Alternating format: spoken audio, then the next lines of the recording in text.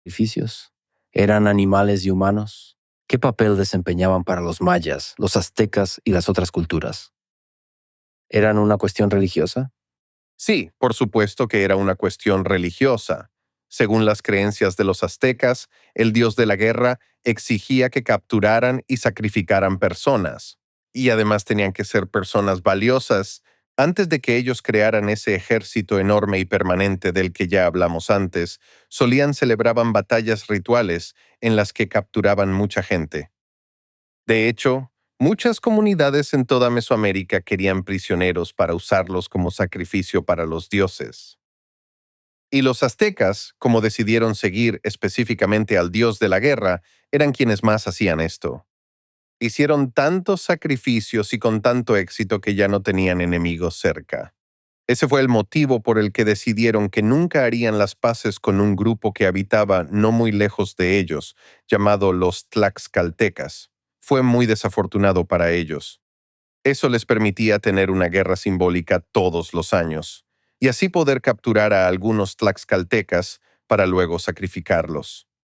Cortés se encontró con los tlaxcaltecas y pensó, aquí hay personas que odian a los aztecas, así que los usaré en su contra. Siempre decimos que Cortés conquistó el mundo azteca, pero en realidad fueron Cortés y 20,000 tlaxcaltecas súper enojados. ¿Cómo eran los sacrificios? ¿Eran batallas rituales o simplemente les cortaban la cabeza a las personas? ¿Había algún ritual interesante en el sacrificio que hacían?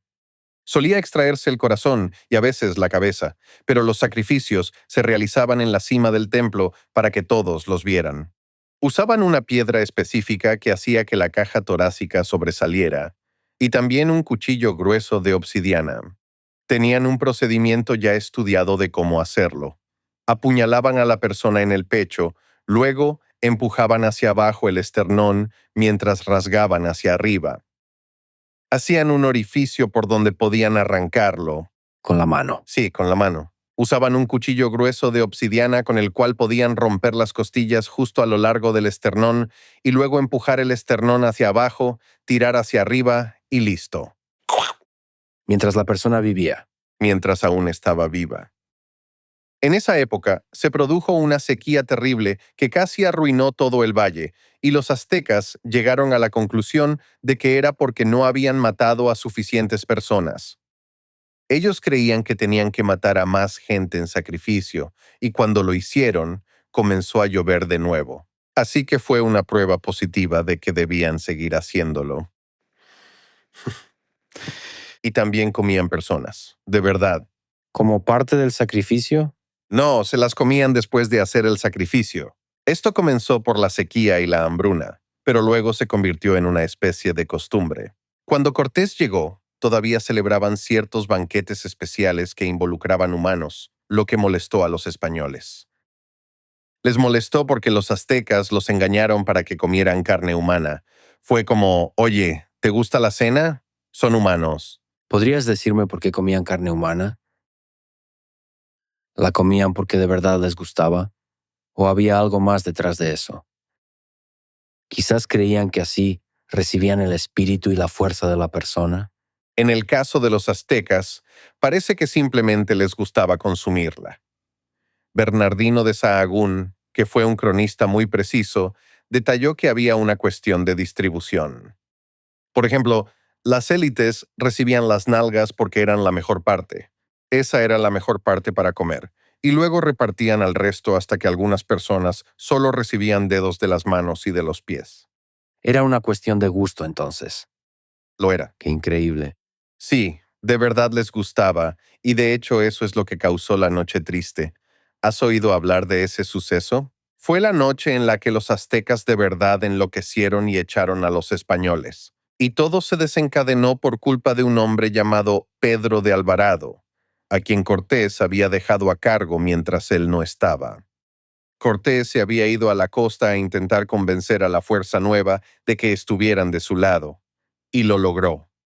Pero mientras tanto, Pedro de Alvarado fue quien se quedó a cargo en el pueblo, y estaban haciendo otro de esos grandes banquetes y fiestas aztecas para celebrarlos. Y entonces un tipo le dijo, oye, ¿te gusta la cena? Sí, es una buena cena. Bueno, es carne humana, estás comiendo humanos. Te dije que sabían bien, y eso hizo que Alvarado enloqueciera, y les pidiera a los guardias que cerraran las puertas. Y asesinó a todos en la fiesta, mujeres, niños. Nadie tenía armas.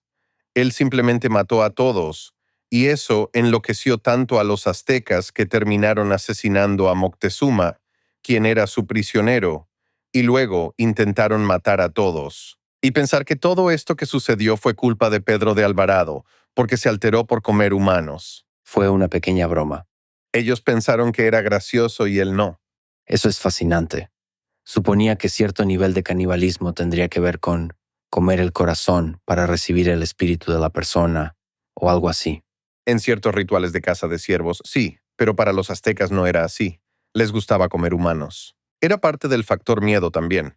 Es decir, podían ir a un pueblo nuevo y decir algo como, pueden enviarnos una cierta cantidad de plumas de quetzal cada mes, o podemos comerlos. Así que hicieron una guerra psicológica y una real, y así es como se expandieron. Y estaban a punto de conquistar a los mayas cuando llegaron los españoles y lo arruinaron todo. Habían rodeado a los mayas y estaban a punto de tomar el control de todo Yucatán. Entonces, ¿crees que sin los españoles habría habido un imperio azteca que habría durado mucho tiempo? Creo que habría existido un imperio azteca y que habrían terminado dominando a todos, pero lo habrían logrado a través del odio, y todos odiaban a los aztecas. Así que no habría durado para siempre, porque no gobernaban justamente, sino que lo hacían por la fuerza, y eso, tarde o temprano, conduce a una revolución.